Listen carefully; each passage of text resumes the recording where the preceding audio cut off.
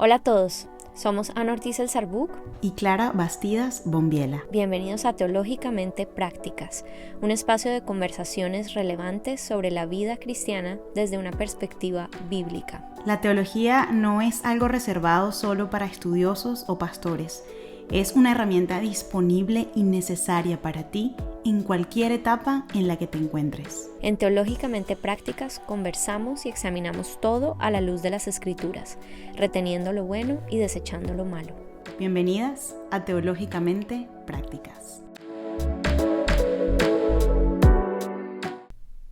Buenas tardes, días, noches para nuestros oyentes. Estamos, Clary y yo, muy contentas de retomar nuestras conversaciones en esta tercera temporada. Y vamos a empezar esta tercera temporada hablando de unos temas que nos llaman mucho la atención porque consideramos que se están haciendo muy relevantes dentro de las realidades que estamos viviendo en nuestro mundo, como por las cuestiones que tenemos que tener claras como creyentes y también porque debemos estar pensando en cómo vamos a responder a quienes nos preguntan por nuestra fe. Entonces vamos a empezar esta tercera temporada hablando de algunas preguntas frecuentes sobre la realidad y la fe desde una perspectiva de la apologética, que es esta idea de dar una buena defensa de nuestra fe, de por qué creemos lo que creemos. Y yo creo, Clary, que también lo hacemos no solo para poder responder a lo que otros otros nos cuestionen de nuestra fe, sino también para nosotros mismos tener claridad de por qué creemos lo que creemos y animar nuestra fe, sabiendo que podemos creer lo que creemos porque tiene lógica, porque tiene sentido y no solamente porque es algo que sentimos en nuestras emociones y en nuestro corazón, ¿no, Clary? Sí, así es, Ani. Creo que en este sentido, obviamente lo que hacemos o lo que formamos en nosotros para dar razón de nuestra fe es muy importante, como tú decías, pero yo veo cada vez más necesidad de afirmarnos continuamente en nuestra fe, de alguna manera guardarnos de las corrientes y de tantas filosofías que hay hoy en día en este mundo que cada vez más... Siempre ha sido así, ¿no? Pero yo creo que ahorita por muchos factores, por las redes sociales, porque estamos en la era de la comunicación rápida, llegan más masivamente y más rápidamente a nuestros oídos, a nuestros ojos, a nuestras mentes, y se torna súper fácil ser presa de estos engaños. Y yo creo que esto es parte de lo que tiene que ser una decisión consciente e importante de cuidar nuestra fe. Y recordemos que eso no quiere decir como no, yo no voy a escuchar nada que no sea la Biblia y no, sino saber cuál es el sitio de cada cosa, ¿no? Saber en qué está afirmada mi fe, saber qué es la verdad, o mejor dicho, quién es la verdad, y a partir de allí todo lo demás, pues yo lo examino y retengo lo bueno y desecho lo malo. Y pues hay algo que evidentemente no depende exclusivamente de nosotros, sino del Espíritu Santo, que es el discernimiento que Él nos da, pero es algo que está disponible para nosotros, ¿no? Para todo creyente. Entonces, yo creo que es un ejercicio bien importante en estos tiempos poder hacer eso, poder hacer esa... Yo diría que es como una disciplina que tenemos que hacer continua y diligentemente, de estar revisando, de estar afirmándonos en lo que creemos, porque yo siento que la batalla afuera es demasiado dura y por eso, y vamos a hablar hoy un poquito de eso, tantas corrientes falsas han permeado en la iglesia, tantos engaños, tantas cosas se han infiltrado en nuestra iglesia y son hoy en día enseñadas y aceptadas como verdades cuando, y va a sonar súper extremo, pero son cosas satánicas. ¿Y por qué son satánicas? Porque no son del Señor. Y tratan de quitar nuestra mirada de Él. Entonces, bueno, vamos a hablar un poquito hoy de eso. Así es. Entonces vamos a estar respondiendo a algunas de estas inquietudes, preguntas o incluso ideas, digamos, frases comunes que escuchamos a nuestro alrededor. Les voy a leer algunas para que tengan una idea en su cabeza mientras empezamos. Por ejemplo, vamos a empezar este tema hablando de si existe la verdad absoluta. pero también vamos a estar hablando de qué es el amor, qué es la tolerancia. Vamos a estar hablando de si es posible seguir a Cristo y creer en la ciencia, de cuál es la relevancia de la fe, sobre todo la fe en Cristo, en un mundo moderno. También queremos hablar un poco de si Dios es bueno, por qué existe tanta maldad en el mundo, que es lo que algunas personas conocen como el problema de la maldad. También vamos a hablar de si debemos tener una fe en un mundo donde no importa en lo que creas, sino siempre y cuando tengas fe. En algo. Vamos a hablar también sí. Vamos a hablar también de un tema moral bastante relevante y es de si el cristianismo está en contra de la comunidad LGBT o si el cristianismo está en contra de las mujeres, digamos, de las ideas feministas. Hemos tocado un poco estos temas en nuestras temporadas anteriores, pero queremos también hablar de esto de una forma más práctica a nivel apologético. Y también queremos hablar sobre Jesús, sobre quién es Jesús, qué dijo Jesús acerca de sí mismo y un poco responder a las ideas que a veces se presentan equivocadamente sobre él. Entonces, eso va a ser lo que queremos hacer en los próximos episodios y en este episodio. Aún no tenemos claro cuánto nos vamos a demorar. Solo el Señor lo sabe. Solo el Señor lo sabe.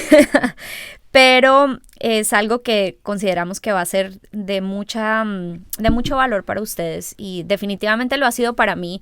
La verdad que revisando todas estas preguntas he sentido que el Señor me está ayudando a prepararme para criar a mis hijos, para animar mi fe. Y pues es lo que queremos hacer con ustedes hoy, animarlas y darles herramientas para que estén listas a enfrentar y listos para enfrentar lo que nuestro mundo nos está tirando. Así es, así es. Bueno, Ani, tú y yo hace poco conversábamos, ¿no? Teníamos como una pequeña crisis, un poco observando las cosas que están pasando en el mundo, ¿no? Pero definitivamente ambas coincidíamos en que obviamente es grave, ¿no? Ver muchas cosas corrientes que influyen en el mundo, las cosas que están como tomando la centralidad de la atención de las personas, etcétera.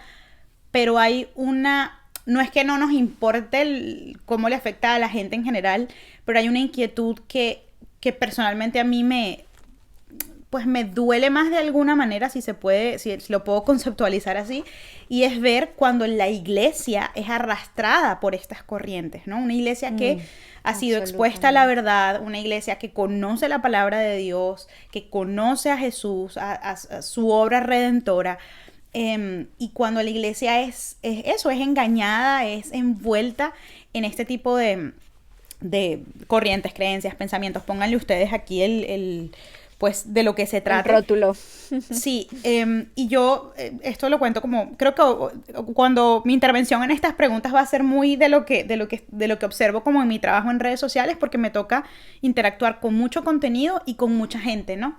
Y es algo que yo yo típicamente no me dedico a hablar de estos temas, aunque cada vez la verdad quiero hacerlo más. Lo empezamos a hacer con Teológicamente Prácticas, pero digamos en mi parte como individual de la vida clara, yo me dedico como a otros temas, ¿no? Pero en las últimas semanas de verdad he sentido que Dios me ha como revuelto por dentro y me ha dicho, no, o sea, habla de esto, que puede ser que no sea la más experta o pues la que mejor lo exponga, pero es importante porque al menos, o sea, sé cuál es la verdad y siento que es importante que como hermanos nos exhortemos los unos a los otros a permanecer en la verdad. Y son tantas corrientes, porque una cosa, perdón si estoy siendo un poco redundante, pero es que lo quiero dejar muy claro. Una cosa es ver que en el mundo pasan estas cosas inconcebibles, estas corrientes de pensamiento que lo que van a terminar haciendo es mucho daño, que eventualmente destruirán la familia, la sociedad, al individuo, etc. Pero que uno dice, bueno, estas personas necesitan a Cristo, ¿verdad? Pero otra cosa es ver a los que ya tienen a Cristo, a los que ya tenemos a Cristo, envueltos en estas corrientes y mezclando el evangelio. Y sé que fue lo que dije al principio, pero es que quiero dejarlo claro porque la Biblia es muy, muy clara y muy firme en el hecho de que Jesús viene a buscar a una iglesia limpia y sin mancha, a una iglesia que se va a estar preparando para Él. Y la iglesia tiene un rol importante en todo el plan que Dios tiene para la humanidad, que continúa teniendo para la humanidad. Entonces, si como iglesia nos debilitamos en la fe, nos perdemos, somos engañados, pues ¿cuántos vamos a quedar? ¿Quiénes vamos a quedar, no? Y eso no es por ponerme a mí como si yo fuera pero yo sí voy a... No, o sea, yo también y Ani, o sea, somos vulnerables a estos engaños y por eso necesitamos estar haciendo este ejercicio constante de ir a la palabra, de hacernos las preguntas correctas, de cuestionarlo todo, porque es un mandato bíblico, y exponerlo y cotejarlo con la palabra siempre. Entonces, a mí de verdad me ha llenado de inquietud. Yo hace poco hice un live acerca del tema, no vamos a entrar en eso ahorita, pero es solo a manera de ejemplo. Hice un tema del uso de los pronombres de género y el uso de no usar en español los términos que definen femenino y masculino, sino las X o las E, y cómo eso no es una tontería. Y es cierto, el mundo puede elegir usar eso porque por supuesto que hay libertad para hacerlo, pero el cristiano, que también tiene libertad para hacerlo o no hacerlo, al menos tiene que saber de dónde viene eso y que no es solamente una costumbre moderna e inofensiva, sino que tiene un significado y tiene una implicación. Entonces es un poco como llevar a pensar a las personas acerca de eso y bueno, si bien la respuesta de la gente en general fue como muy enérgica positivamente, en el sentido de que bueno que hablas de esto, sí tuve un par de comentarios y de gente que me peleó muchísimo como, pero esa es tu opinión. Gente que se dice cristiana, ¿no? Pero esa es tu opinión, eso no es así, y es como, a ver, no es mi opinión, estoy dando hechos concretos del origen de las cosas y de ahí tú decides.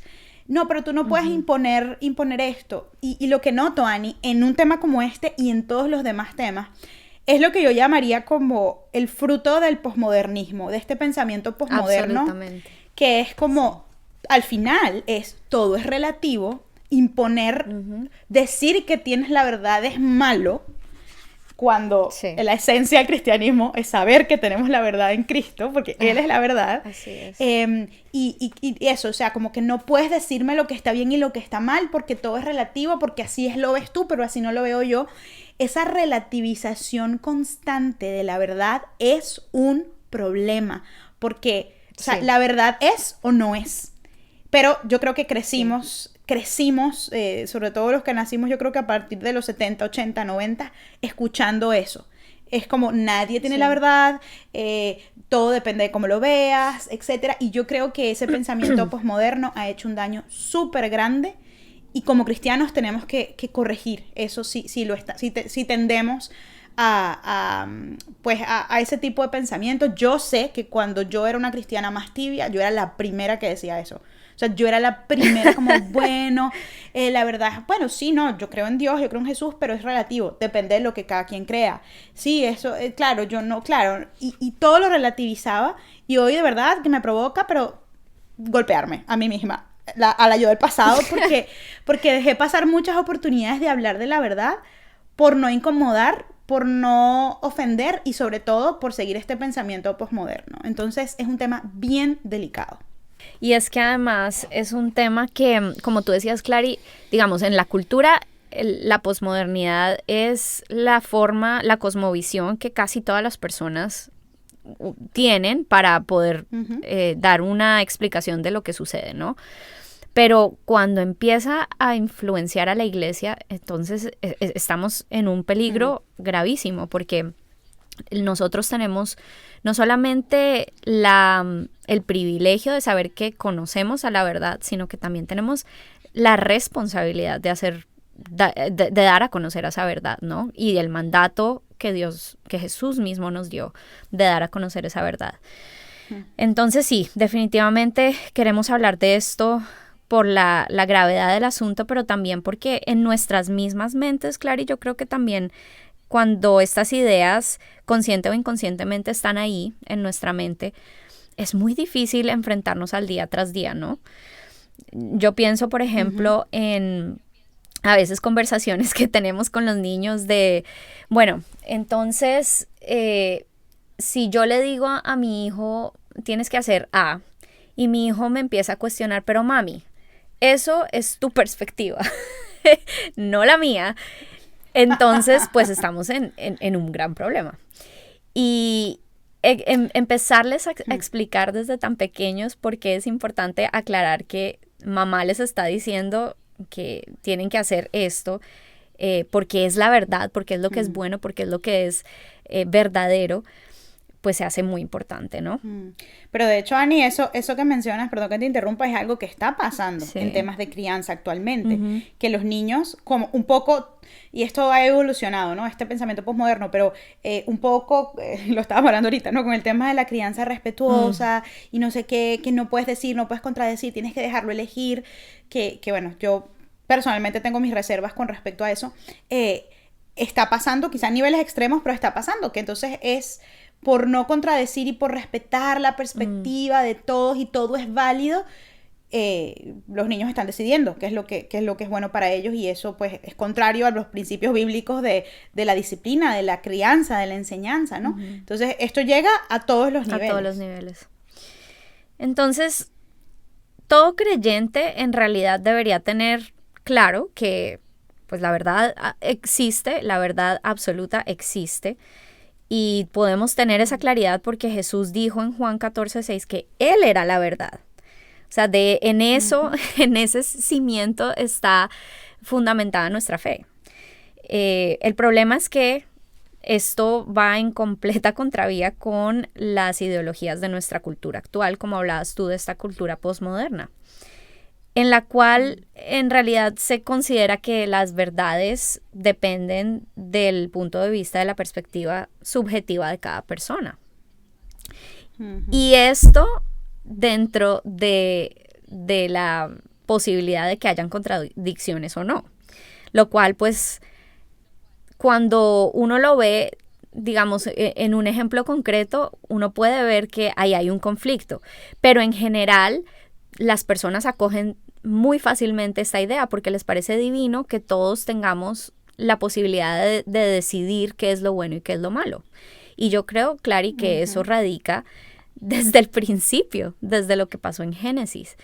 Nosotros vemos en Génesis 3 que el pecado que cometen Adán y Eva es querer ser iguales a Dios y decidir qué es lo bueno y qué es lo malo. Decidir que ellos pueden tener el control de la verdad, de lo moral. Es que, Ani, lo que hizo la serpiente fue justamente inducir el pensamiento, ¿no? De, oye, ¿y qué? Porque si podemos parafrasearlo y sería exactamente lo mismo, ¿no? Es como, oye, pero ¿y si eso que Dios te dijo no es tan así y hay otra perspectiva, hay otra forma de verlo, que además te lleva a otra conclusión completamente distinta? No lo habías pensado, y ahí, bueno, y hay el pecado en nosotros como, oye, sí, y de repente esto me permitiría también conocer el bien y el mal, y sí, de repente Dios no me dijo todo, y allí, en ese momento se dio el primer atentado contra la verdad en nosotros, ¿no? No porque la verdad pueda ser derrumbada, sino porque ya nos separamos nosotros de la verdad. Voluntariamente por nuestro pecado, ¿no? Entonces, pero fíjense que esa conversación de la serpiente con Eva fue literal lo que todavía pasa. Sí. Oye, ¿y si lo que te dijo tu mamá o lo que te dice la Biblia o lo que te dijeron en la iglesia no es así? Y ese cuestionamiento puede caber siempre en tu vida, tiene que estar, cuestionarte las cosas, porque claro que sí, es importante para afianzar, para tener una fe firme, pero el tema es que si nosotros no conocemos nuestras doctrinas bases, lo que constituye lo que es incólume del evangelio, o sea, lo que no puede sacar realmente del evangelio, entonces cualquier cosa es cuestionable. Bueno, ¿y si Jesús de verdad no era Dios? ¿Y si Jesús de verdad no resucitó, sino que fue como que Él se quedó y fue un gran líder? Allí se empieza a caer toda la fe y se debilita. Sí. Entonces, perdón, es que estabas diciendo esto clave de Génesis y pensé en la conversación con la serpiente, sí, y no pude evitarlo. Y de ahí, o sea, todas las otras preguntas que tenemos que queremos responder o de las cuales queremos comentarles, porque lo otro que también es importante que digamos, antes de continuar la conversación, Clary, es que hay muchas formas de responder a estas preguntas Y nosotras queremos darles herramientas para pensar en las respuestas, porque a lo mejor la respuesta se puede ver un poco diferente dependiendo de la persona con la que estás hablando, dependiendo de la circunstancia por la cual estés pasando. Pero con estas conversaciones en nuestro podcast queremos darles herramientas para pensar en cómo se puede responder a este tipo de ideas. Pero bueno, volviendo a si la verdad es absoluta o relativa y volviendo a este tema de Génesis, vamos a ver que las demás preguntas que queremos responder de verdad que tienen el origen de su problemática ahí en Génesis 3. Y por eso es que yo los animo siempre a que estudien Génesis, porque allí podemos entender... Pausa publicitaria. Pausa publicitaria. Ani dice, estudien Génesis. Continuamos. Ya casi llegamos al segmento de Tim Keller y quizás de Mike Winger. Ya casi, en cualquier momento. Pero bueno, entonces, yo creo que podemos empezar entonces a hablar de por qué esta idea no es acertada y por qué es tan problemática.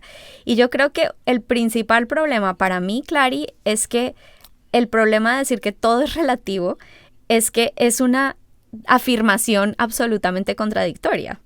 Se autorrefuta. Si todo es relativo, entonces es relativo decir que todo es relativo y eso no tiene sentido, ¿no? Es una afirmación... Toda lógica se pierde ahí. Exacto, no tiene lógica.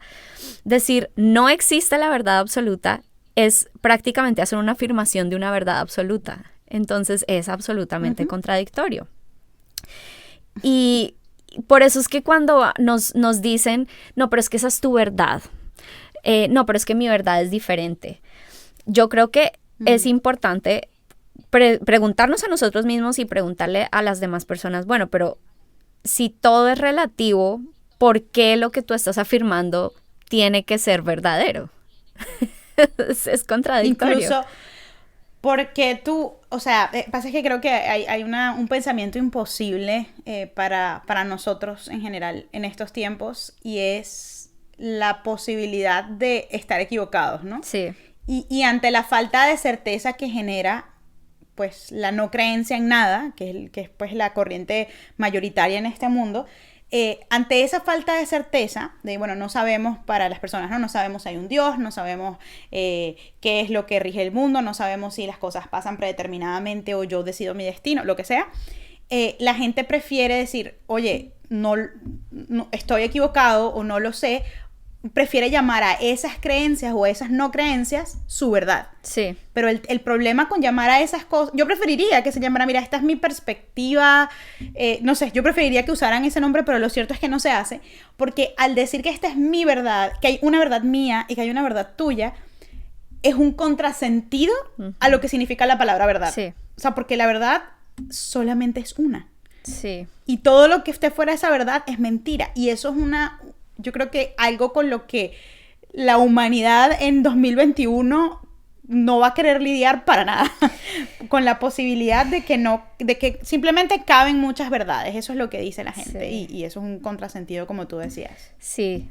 Y es bien curioso porque, por ejemplo, yo siempre he pensado en por ejemplo, una situación muy obvia que es estar enfermo, ¿no? Si tú le dices a alguien, bueno, eso depende de tu perspectiva, pero esa enfermedad puede resultar en muerte, entonces, ¿en qué momento se acaba la posibilidad de que sea la verdad, sea que esa persona está enferma o no? Es evidente que o estás enfermo o no estás enfermo, no puedes ponerte a hablar de esta supuesta perspectiva de que depende de la verdad de cada uno. Y eso lo puedes utilizar para cualquier otra cosa, ¿no? Como una mujer está o embarazada o no está embarazada. Una persona está muerta o está viva. No hay un in-between. Entonces, y eso es como a nivel de cosas obvias, pero a nivel de cosas quizás no tan obvias como, por ejemplo, las religiones, es importante entender que no existe cosa tal como que todos tengamos un pedacito de la verdad, porque no todas las religiones dicen lo mismo. Yo creo que aquí vale la pena que hablemos un poquito de las diferencias que hay en algunas fes o religiones, claríes, porque es muy popular decir eso, ¿no? Que cada uno tenemos, cada religión tiene su pedacito de la verdad. Pero en el momento en el que esas verdades se chocan, ¿qué hacemos ahí? ¿No? Pero la gente, como tú dices, le es más fácil decir, no, todos estamos bien, que admitir que estamos equivocados. Claro. Entonces, voy a darles un ejemplo. En el Islam solamente existe un Dios, que es Alá, ¿no? Y no existe ninguna otra posibilidad más que Alá como Dios. Pero en el cristianismo creemos en la Trinidad. Entonces, de entrada, el cristianismo y el Islam se contradicen. Alguno de los dos tiene que estar equivocado o alguno de los dos tiene que decir la verdad. Ahora, muchas personas van a decir, bueno, pues ambos están equivocados, ¿cierto? Y ahí es donde es importante empezar a conocer nuestra fe e incluso empezar a conocer qué dice esa otra fe. Y aquí solo quisiera hacer una invitación a que estemos dispuestos a abrir la posibilidad de explorar otra fe, de explorar otras filosofías de vida para conocerlas, sabiendo que la verdad existe.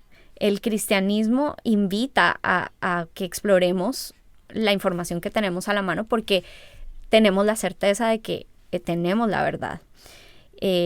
A diferencia de otras religiones, como el Islam, donde se hace como una fuerte enseñanza de que no se debe ni cuestionar lo que se les enseña. Así que, bueno, eso es como un ejemplo. Lo otro que quería decir es que también a veces lo que nos pasa con el tema de las religiones es que se nos dice que no hay verdades absolutas, o sea, no existe una religión verdadera, sino que lo que importa es el amor. Y aquí vamos a empezar a hablar un poquito de esa segunda pregunta, o no sé, Clary, si todavía quieres hablar más de las verdades absolutas. Tengo otros puntos que quisiera, pero yo creo que con las demás preguntas los voy a enlazar, así que está perfecto. Yo creo que es bueno que nuestros oyentes simplemente se queden con estas ideas acerca del tema de la verdad como una idea transversal para todo lo que vamos a tocar, porque creo que va a ser importante. Sí, totalmente. Si esta idea no la tenemos clara, va a ser bien difícil responder a las otras preguntas. Pero bueno, entonces muchas personas nos van a decir, ok, no hay verdades absolutas, sino lo que importa es el amor. Pero el problema con esa lógica es que si creemos que el amor no es una verdad absoluta, entonces el amor es relativo. Y si el amor es relativo, entonces pues tampoco importa. ¿Sí me hago entender? Es una lógica... No, es que es una lógica muy débil, porque si lo que importa es el amor, te pregunto entonces, ¿quién o qué define qué es el amor y qué no es el amor? Si no tienes ninguna directriz suprema, porque todo es relativo, porque la religión o la no religión, todo es válido, ¿quién define qué es el amor? Porque el amor se puede ver de una manera muy diferente para ti o para mí. O, por ejemplo, para alguien, entrando así en temas bien controversiales, para alguien el amor puede ser aprobar la eutanasia de una persona, y para alguien el amor puede ser no aprobarla. Y cada quien tiene una perspectiva válida, como diríamos en este mundo posmoderno. Los dos tienen la verdad, porque todo el mundo... Miren, este es el punto. Cuando todo el mundo tiene la verdad, nada es verdad. Sí. Nada termina siendo como esa línea que podemos ver que defina las cosas. Y eso es lo mismo con el amor. O sea, yo creo que en este mundo usamos esta idea de estos valores, ¿no? Como amor, tolerancia, respeto. Pero es bien interesante que cuando los vamos a definir, o mejor dicho, a aplicar a una realidad, esos mismos valores pueden terminar teniendo una aplicación súper distinta, porque resulta que porque yo tengo una perspectiva diferente a la tuya, lo entendemos muy, muy, muy distintamente. Para mí la tolerancia es una cosa según lo que, o sea, el concepto de tolerancia que yo tengo está determinado por lo que la Biblia me enseña, cómo me enseña a tratar a los demás. Pero el concepto de tolerancia de alguien que no se ha guiado por la Biblia y que esté de repente metido en un movimiento social súper intenso es otro. Entonces, ¿qué es la tolerancia? ¿No? ¿O qué es el respeto? ¿Qué es qué es el amor? tolerancia? Es bien complicado. Es bien complicado. Sí, es que partimos de la base de que las verdades son relativas y que no existe la verdad absoluta. Y yo creo que ahí vale la pena hacer es un poco dar una definición de qué significa la tolerancia, Clary. Porque esto es algo que yo recuerdo que la primera vez que escuché la definición de tolerancia dije, no, bueno, nadie entiende qué es tolerancia, porque no es como se practica en la cultura. Si ustedes se meten a buscar en la Real Academia de la Lengua Española qué es tolerancia, van a encontrar que es soportar, admitir o permitir una cosa que no nos gusta o que no aprobamos del todo. Si usamos esa definición cuando estamos hablando de tolerancia en una conversación en la calle, vamos a ver que no es lo que las personas suelen querer utilizar cuando están hablando de tolerancia. Vivimos en una cultura donde la tolerancia más bien se asume como la afirmación, decirle sí a todo lo que la otra persona diga. Esa es la definición cultural de tolerancia, pero en realidad eso no es tolerancia.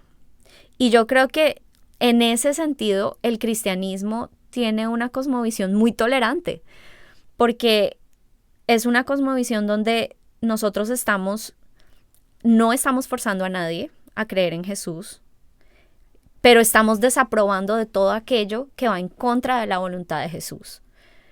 ¿No es cierto? Estamos buscando amar a nuestro prójimo como a nosotros mismos, pero no estamos afirmando que todo lo que nuestro prójimo haga, que está claramente en contra de lo que la palabra de Dios dice, está bien. Al contrario, nuestro fin último es ayudar a esa persona a ver la verdad y que puedan tomar una decisión libre de decir, no voy a hacer esto porque entiendo que Dios me ama y que Dios tiene la verdad absoluta. Y en el cristianismo siempre, y de repente si tú nos estás escuchando y tú no has leído mucho la Biblia o tienes preguntas, te invito pues a que, por ejemplo, leas los evangelios y veas las interacciones de Jesús con las personas. Algo que es una constante es esa actitud de Jesús de una plena libertad, y la libertad tanto para aceptarlo como para rechazarlo. Jesús muchas veces la gente le preguntaba, maestro, ¿qué tengo que hacer, no, para ganarme el reino de los cielos? ¿O qué tengo que hacer para seguirte? Y algunas personas les decía, bueno, déjalo todo y sígueme. Y para algunos lo hacían y para otros eso era demasiado. No estaban dispuestos a hacer lo que implicaba seguir a Jesús. Y Jesús no se devolvía y los partía con un rayo. Sí. Era como, ok, o sea, es tu decisión. Y esa sigue siendo la dinámica de hasta hoy, en el sentido de que pues, eso es lo que nos indica la teología bíblica. Tú siempre tienes la posibilidad de tomar una decisión, incluso ya siendo cristiano, cómo quieres vivir tu vida cristiana. Sí.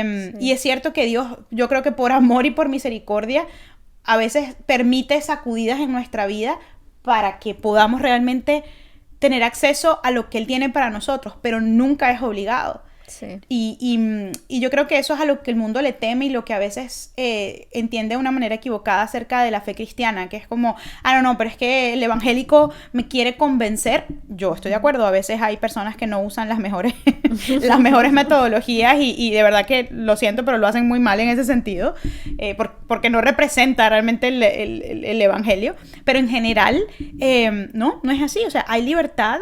Entonces, claro, del otro lado está el que dice, bueno, tú me dices que hay libertad, pero me dices que si no lo acepto, me voy al infierno. Uh-huh. Entonces, allí yo, según el mundo posmoderno, para yo ser tolerante, tendría que decir, no, tranqui, no te vas al infierno. O sea, solo Dios sabe y de repente te vas al purgatorio. O de repente, pero allí entonces, sí, o sea, según este mundo yo estoy siendo tolerante, pero ahí yo lo que estoy haciendo es debilitarme en mi fe y negar la verdad en la que yo supuestamente creo. Entonces, si la tolerancia, según la cree este mundo, es negar la verdad, yo prefiero no ser tolerante. O sea, sí, si la tolerancia la definiéramos así, sabemos que no es eso la tolerancia. Entonces, esto es como que te quede a ti como un cristiano esta exhortación en tu mente de que no es...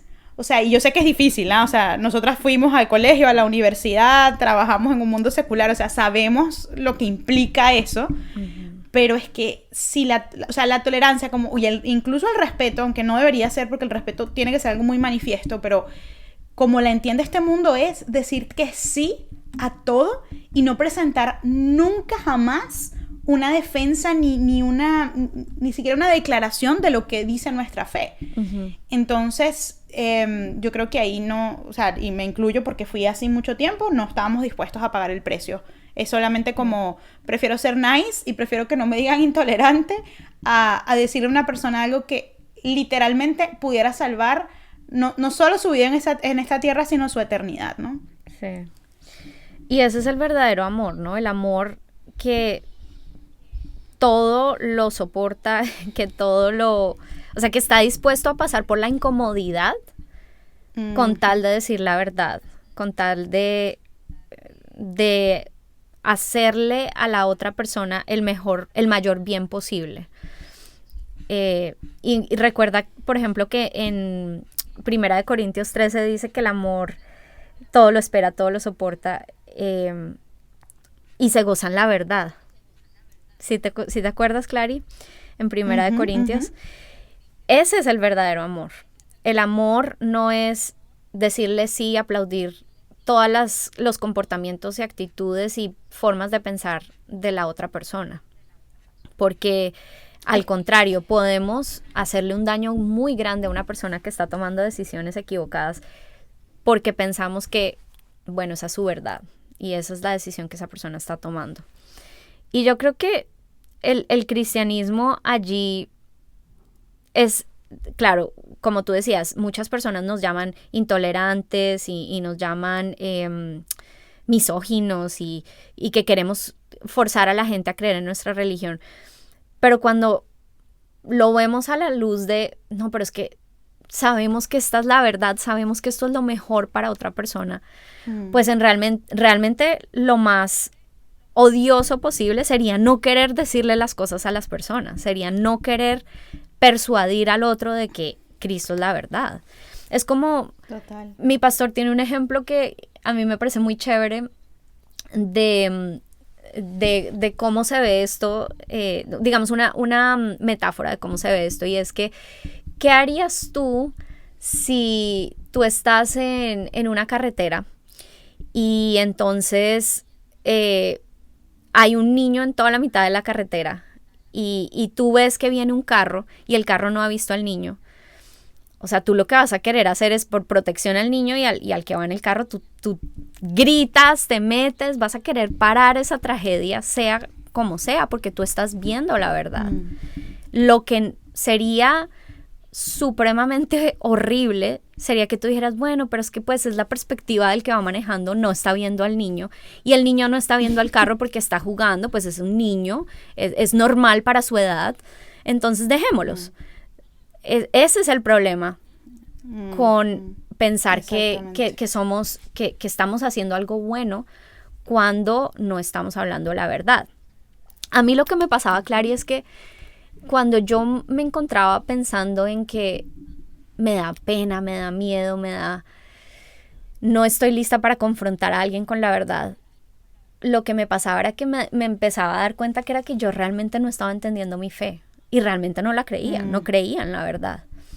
Y yo creo que muchas veces nos pasa eso como cristianos, Clary, que sabemos las respuestas, conocemos los versículos, pero esas verdades no están interiorizadas en nuestro corazón. El Espíritu Santo, no le hemos permitido al Espíritu Santo hacer la obra de transformar nuestro corazón, ya sea porque estamos en pecado, ya sea porque no estamos buscando una intimidad con Dios, ya sea porque estamos tomando decisiones equivocadas, lo que sea.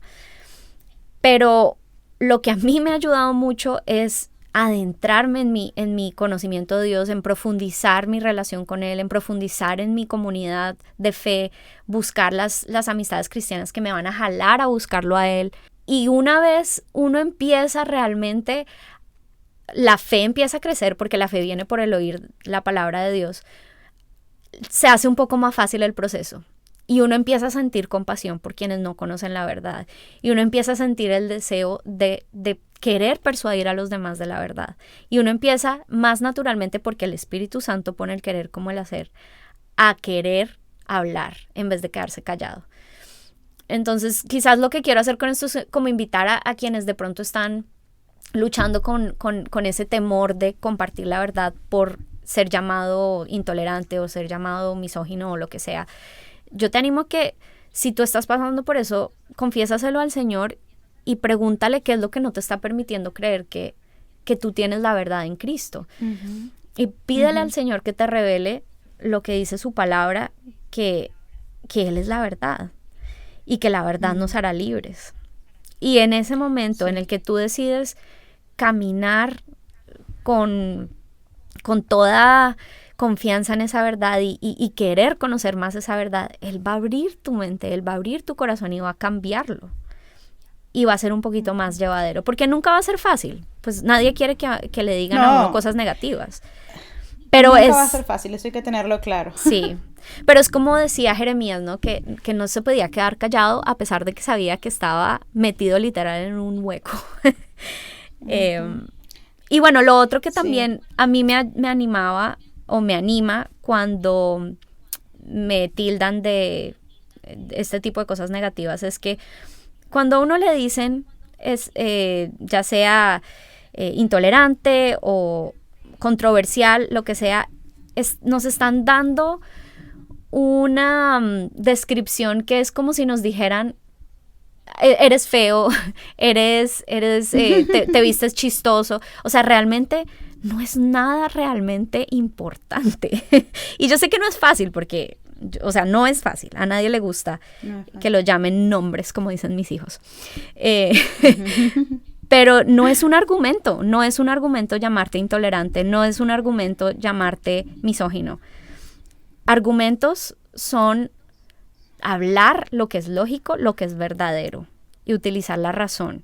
Eso es un argumento.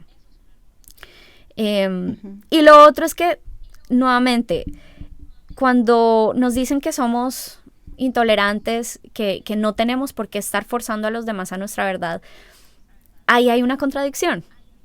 Porque los que nos están diciendo esto nos quieren imponer a nosotros su forma de pensar, que es que en la mente de ellos, las personas no deben estar queriendo persuadir a otras de pensar diferente. Entonces ahí también hay una contradicción que nace de este pensamiento de la verdad relativa. Entonces, recordemos eso. Cuando nos digan, no, pero es que tú no tienes por qué estar forzando a nadie a creer en tu fe. Número uno, tú no estás forzando a nadie. Si lo estás haciendo, por favor, revisa la Biblia, porque eso no es lo que el Señor dice. Y número dos, eso es querer forzar a alguien a creer algo diferente. Que te digan, no, tú no tienes que hacer eso. Eso es querer forzar, imponerte a ti su perspectiva. Lo mismo. Exactamente. Exacto.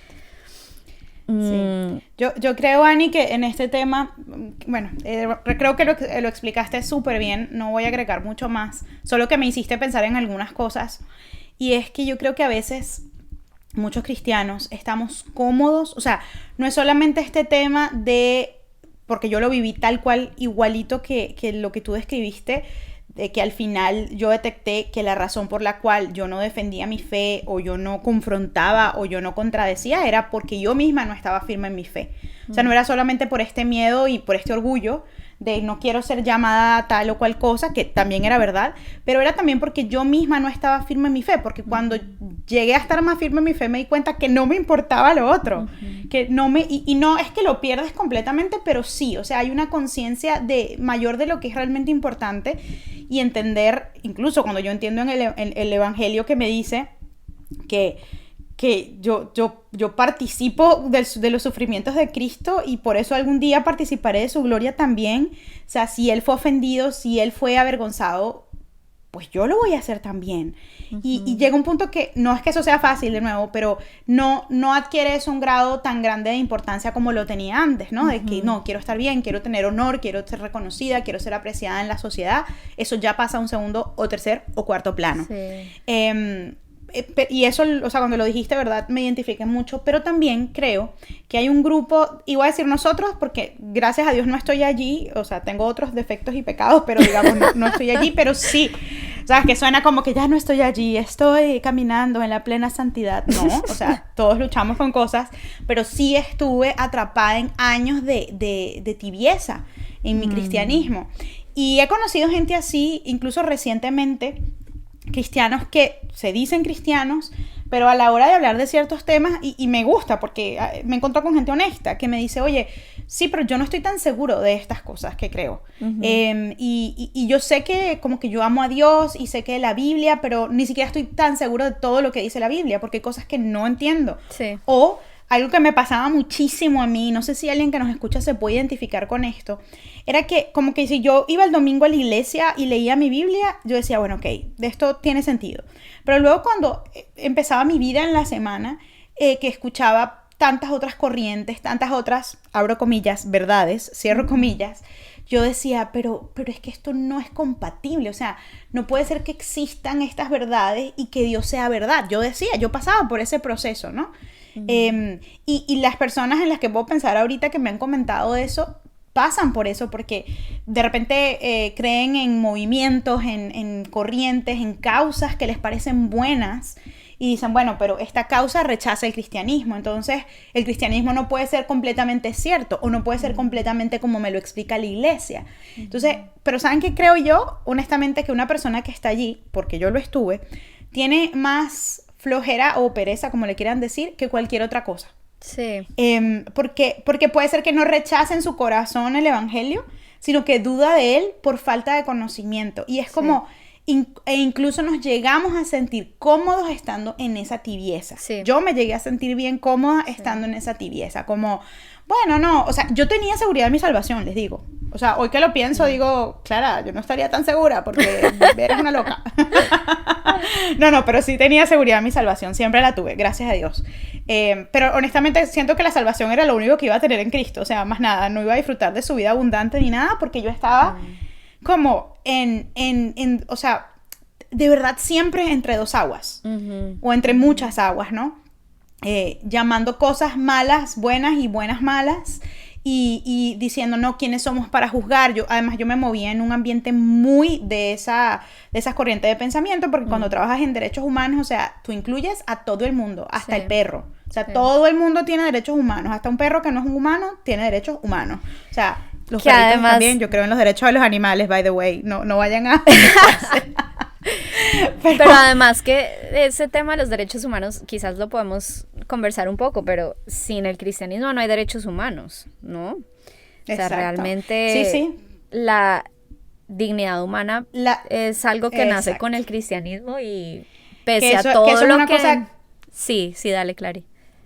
No, perdón, que eso justamente a mí siempre fue lo que me fascinó de los derechos humanos y por eso lo terminé estudiando, porque a mí me parecía tan hermoso entender que la primera constitución de la dignidad humana nos las da Dios y que de ahí lo vea el hombre o no lo vea, que en general ahorita no lo ve, toda nuestra dignidad deviene de que Dios nos hizo, de que somos sus criaturas. De Génesis 1 y 2 nuevamente. No se olvide de leer sus capítulos esta semana. No, pues Ani, sí, o sea, yo creo que, y de repente alguien que nos escucha está en un momento distinto, puede ser por resistencia, puede ser por incredulidad, pero también puede ser por pereza y por comodidad, porque creemos que podemos vivir una vida cristiana así. Y yo siento que le estoy hablando a la Clara del pasado, pero sé que hay muchas Claras del pasado que están ahorita así. Miren, hay un versículo en Apocalipsis que es muy fuerte y de hecho en la traducción al español es donde más fuerte es, pero es cuando el Señor dice, o sea, que Él vomita lo tibio. No, en las otras, creo que la versión en inglés no dice vomita, no me acuerdo cómo dice, pero dice algo un poco más suave, pero en español dice que lo vomita, o sea, Dios Dios no, porque eso es como violar su propia, o sea, nosotros, ¿no? Violando como su propia santidad, o sea, que yo me atrevo a decirle al Señor, estoy contigo, pero parcialmente. O sea, eso es algo tan grave y tan serio. Y de hecho, pues, que eso, el Señor nos está diciendo, mira, yo prefiero que no estés conmigo, at all, o sea, para nada, a que estés como en estas dos aguas, que lo que traen es confusión, que lo que traen es... Y bueno, que eso es un problema que yo veo ahorita, ¿no? O sea, mucha gente que se hace llamar cristiana, que está haciendo cosas que lo que hacen es dar un mal testimonio, que no tiene fruto, pero entonces soy cristiano y termina dañando ese testimonio para que otros lleguen a Cristo, ¿no? Entonces, bueno, esto tiene muchísima tela para cortar, pero lo que quiero decir con esto es que hay, o sea, si estás en esta situación, no quiero que te sientas juzgado, aunque esto sí es un juicio, pues, de valor importante, pero decirte que hay una vida mucho más abundante y mucho más plena del lado de la seguridad en la verdad de quién es Cristo. Amén. Donde no necesitas relativizar lo que tú medio has creído y lo que el otro cree para ser aceptado. Hay una forma de amar y respetar y servir a otros que no creen, sosteniendo tus verdades. Y siendo esa verdad para ellos y dando testimonio. Que de repente puede que no vayas a ser el más popular. Lo más probable es que no vayas a ser el más popular. Pero entonces evalúa qué valor tiene la popularidad para ti en la vida, o la aceptación, o que nadie hable mal de ti. Porque si tiene un valor muy elevado, entonces te invito a que revises, ¿no? ¿Por qué te importa tanto?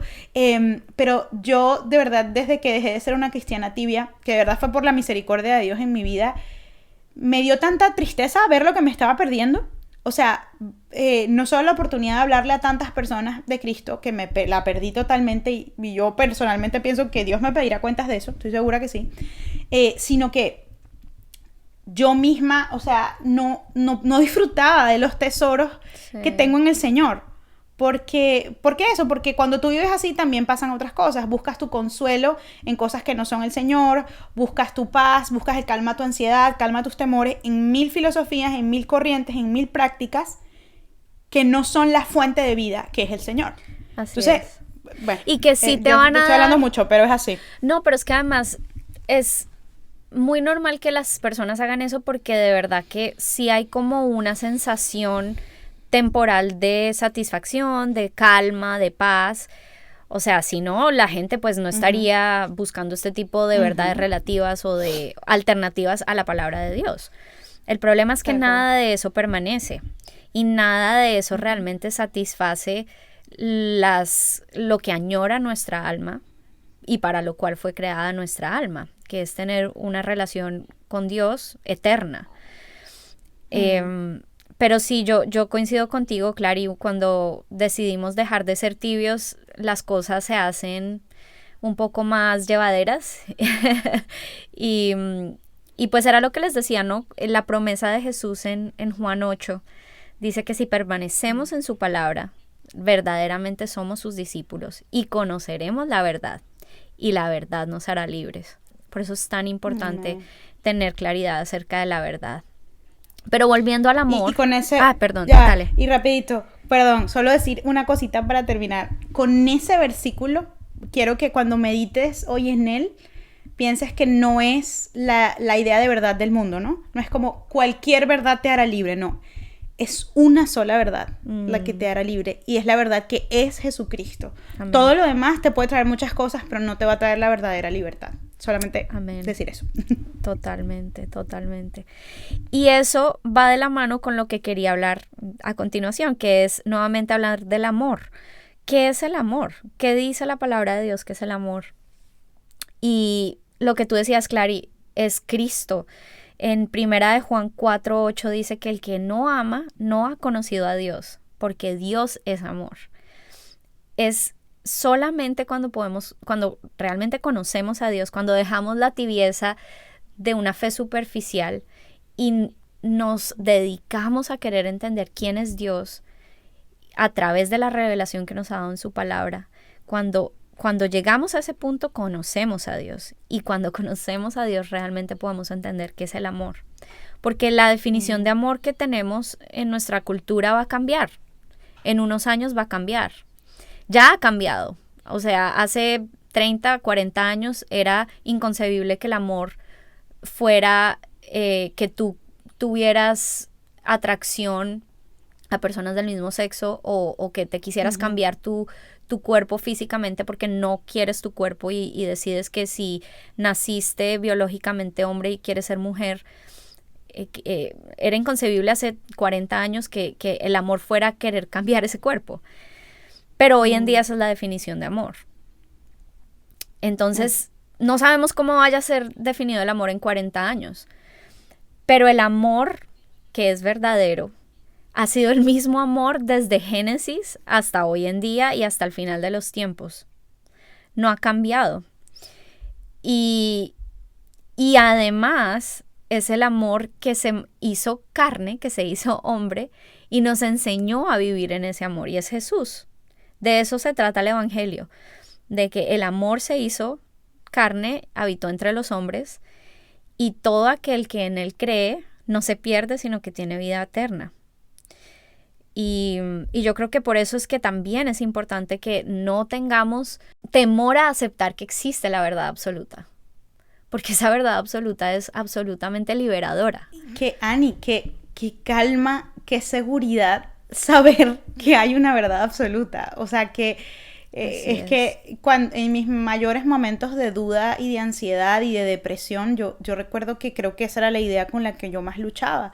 Pero cuando Dios afirmó eso en mí fue como, no, o sea, es que el hecho de que existe una verdad absoluta es lo que me permite tener la certeza de salvación y lo que me permite tener la certeza de que nada me puede separar del amor de Dios, de que Él es toda bondad a pesar de que pasen cosas malas en mi vida o en la vida de los demás, de la seguridad que tengo de saber que si muero no se termina mi vida. O sea, son tantas cosas que cambian a nivel práctico en nuestra vida cuando hacemos esta reflexión.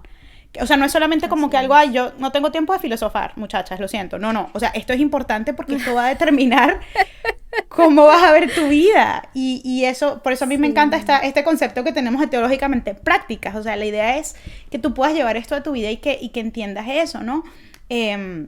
Y lo que tú decías, Ani, bueno, yo creo que vamos a hacer otro capítulo completo de eso y por ahí había una pregunta del tema, pero eso, hoy en día lo que define el amor son los deseos personales, los deseos y pareceres personales, no la definición del amor. Y saben que al final, como que para mezclarlo no es la palabra, enlazarlo con el versículo que estaba hablando Ani, la Biblia también nos dice que el amor consiste no en que nosotros hayamos amado. O sea, el amor no es que yo ame a mi esposo o ame a mi familia o ame a mi prójimo. El amor es que Él me amó primero. O sea, Dios es quien define el amor. Él es el amor y Él es el creador, proveedor y quien define completamente el amor. El amor consiste en eso, no en lo que tú te inventes como amor o en mi versión del amor. Y eso a mí me da... Eso me da a mí una calma y una tranquilidad porque pienso, por ejemplo, para sostener mi matrimonio desde el principio, a mí me daba miedo. Yo soy hija de padres divorciados y siempre era como, Señor, por favor, espero haber hecho suficientes oraciones de liberación del divorcio, yo no me quiero divorciar, yo quiero... No, en serio, son cosas que pensé en su momento. Yo, ay, Señor. Y saben, y fue un versículo que me compartió mi esposo antes de casarnos. Y fue eso, o sea, como... Pero es que el amor no consiste ni siquiera en que tú y yo sostengamos esto. El amor consiste en que Él nos amó primero. Y de ese amor que Él nos da, nos podemos sostener. Y esto aplica para todo tipo, esto no es amor romántico, para nada. Esto es para la vida, para todo tipo de relaciones y para cómo asumimos nuestras relaciones con los demás en general, ¿no? Entonces, fíjense cómo cambia la percepción de las cosas cuando nos anclamos en la palabra. Y en la palabra de verdad, chicos y chicas, está todo.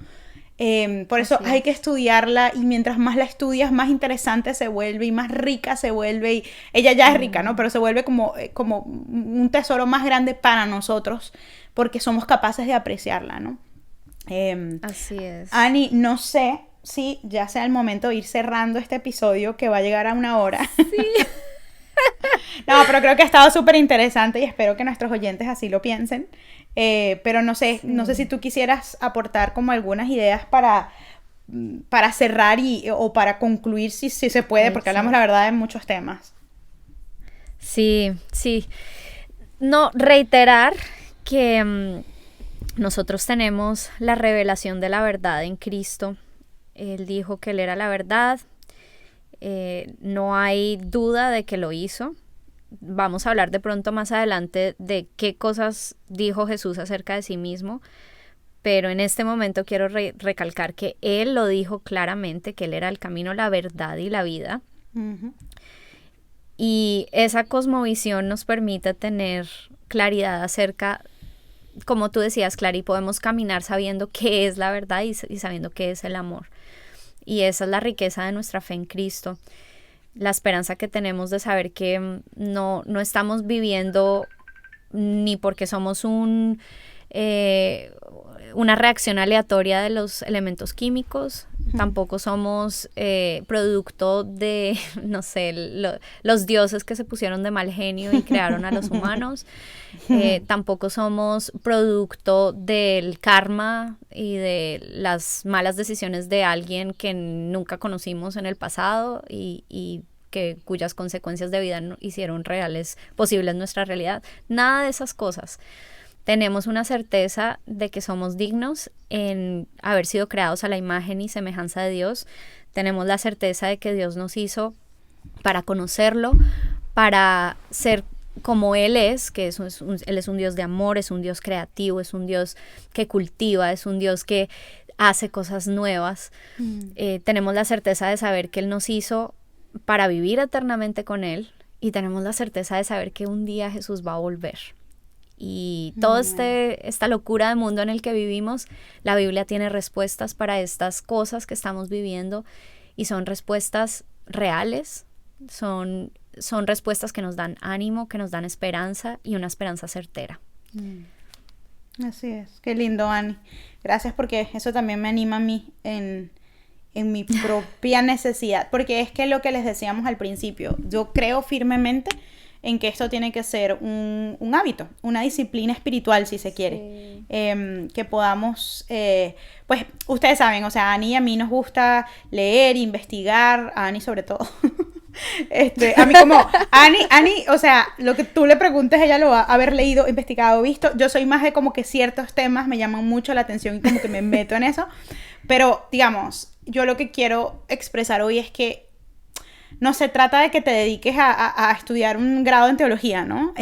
No se tiene que tratar de eso. Se trata... Bueno, a mí me gusta este concepto. Creo que lo inventé yo porque no lo he escuchado, pero en mi cabeza lo pienso así. Es como tener una fe responsable. O sea, mi fe responsable es una fe que no es indiferente, es una fe que entiende que todo me ha sido dado por gracia, pero justo porque todo me fue dado por gracia, yo respondo a eso, yo respondo en amor y respondo en responsabilidad hacia el Señor, en el sentido de que es como, mira, ya me lo diste todo, ¿qué puedo hacer sino servirte? Y cuando yo reviso la Biblia digo, bueno, ¿qué pides tú, qué demandas tú de mí? Que te comparta con otros, que viva una vida que te refleje para que otros lleguen y crean, para que se salven más almas. Eso es lo que me dice la Biblia en conclusión, ¿no? Y yo creo que es eso, o sea, es como... Y mientras más tú experimentas el amor de Dios, la seguridad de su verdad, la seguridad de su salvación, la belleza de todo lo que Él es para ti, creo que esto es una respuesta natural de tener una fe responsable, ¿no? Tanto informada como formada y como lista, como nos exhorta Pedro, ¿no? A estar listos para dar razón cuando se nos demanda, ¿no? Razón de nuestra fe. Entonces, yo creo que es importante que cada quien a su manera, o sea, no tiene que ser, ay, mira, me volví académica, tengo que estudiar 7 horas al día teología. No. De verdad, en serio, no funciona así. Es simplemente tener como inamovibles tu disciplina de estudio de la palabra y pues sí, y estar pendiente y conectado con lo que está pasando en el mundo y buscar respuestas de cómo el Señor, su palabra, responden a esas cosas que pasan. Y gracias a Dios hay muchos cristianos piadosos que preparan materiales, que tienen herramientas que te ayudan también a pasar por ese proceso de pensamiento, ¿no? Entonces, nada, eso era lo que quería agregar a nuestro ya largo capítulo. episodio. Nunca, es la tercera temporada, nunca voy a dejar de decir capítulo. Pero bueno, es ya como una novela. Digámosles capítulos, ya. Hagámoslo, renombrémoslo. Son capítulos porque son como una novela teológicamente práctica. No. No se pierdan el desenlace. El desenlace. No, La verdad es que bueno. también, Clary, lo que acabas de decir me encanta porque esa idea de una fe responsable también es algo que la gente allá afuera, que no es cristiana, tampoco hace. O sea, la gente tiene creencias y ideas que dictan sus decisiones y que dictan su forma de ver el mundo y no hacen un ejercicio consciente de pensar, bueno, ¿por qué pienso yo esto? ¿Por qué no se cuestionan en qué momento empezaron a creer estas cosas? ¿Por qué si esto es cierto o no? Sencillamente empiezan a vivir su vida basadas en ideas y en filosofías e ideologías porque quizás es lo que tienen a su alrededor, porque quizás es lo que en sus escuelas les enseñaron, no sé, pero no hay un ejercicio responsable y honesto, ¿no? De decir por qué pienso lo que pienso, por qué creo lo que creo. Creo que son muy poquitas las personas que lo hacen. Y bueno, sí. Puedo pensar como en gente que se involucra en debates, ¿no? Filosóficos, políticos sobre temas. Y está bien, ¿no? Yo creo que eso es súper necesario y no hay nada que me guste más ver a mí, ¿no? Que debates de repente entre un cristiano preparado y una persona que defienda principios anticristianos. Me parece súper interesante y eso es necesario. Sí. Yo creo que eso también nos nutre un montón, pero digamos, eso es una minoría. Y nosotros tenemos un mandato, chicos, un mandato bíblico de estar preparados para esto. Y nadie, o sea, no tenemos todos que convertirnos en apologetas profesionales, ni en teólogos, ni en pastores, ¿por qué no? Pero sí tenemos que saber. Yo siento que una fe irresponsable es una fe que yo la tengo allí porque pues me cayó, o un día fue a la iglesia, pero pudiera no estar allí, o creo la mitad de lo que dice la Biblia, la otra mitad no, porque yo pensaría, entonces estás perdiendo tu tiempo, entonces ¿para qué siquiera crees en esta fe? No creas en nada y es más honesto quizá. Pero bueno, Ani, yo creo que llegó el momento de cerrar este capítulo y vamos a seguir en el siguiente capítulo, porque ahora lo vamos a decir así para siempre. No, en el siguiente episodio vamos a continuar quizá respondiendo en esta misma línea, respondiendo algunas de estas preguntas con la base que proveímos hoy, ¿no?